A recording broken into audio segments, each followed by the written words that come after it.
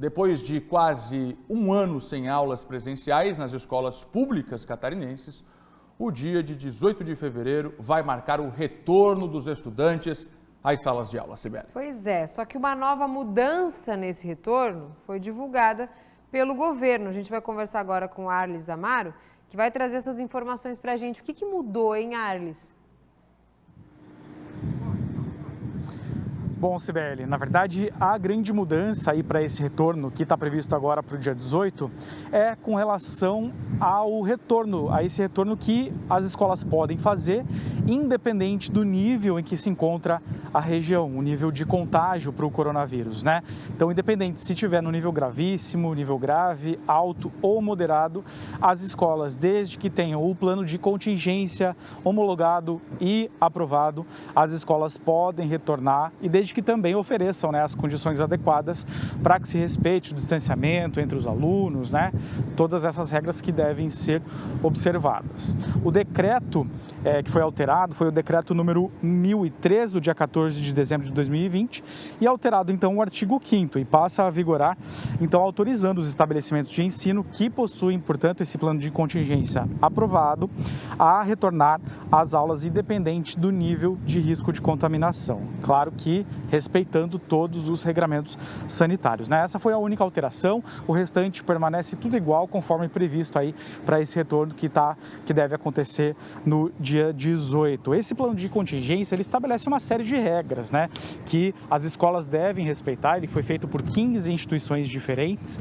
e todas as escolas devem então fazer esse plano de contingência, definir as suas regras e aplicar, fazer esse plano de aplicação então para esse retorno presencial. Isso inclui, inclusive, orientações constantes aí para os alunos quanto à prevenção e quanto aos riscos de contaminação em ambiente escolar. E só poderão, então, retornar às aulas os estabelecimentos que tiverem o plano de contingência aprovado.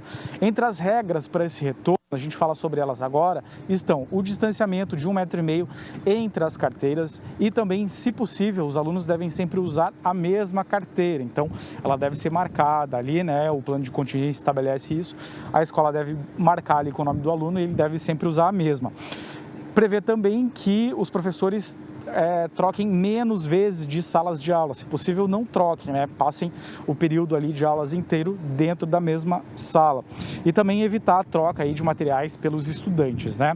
O uso de máscara deve ser respeitado durante todo o período escolar, inclusive inclui trocas de máscara durante o período de aulas e reuniões devem ser priorizadas através de videoconferências entre professores e orientadores, sempre por videoconferência para evitar as reuniões aí presenciais. Para os alunos que pertencem ao grupo de risco, deve ser direcionado então para as aulas online. As aulas devem permanecer de modo virtual para esses alunos que apresentam algum possível risco de complicação pela Covid-19.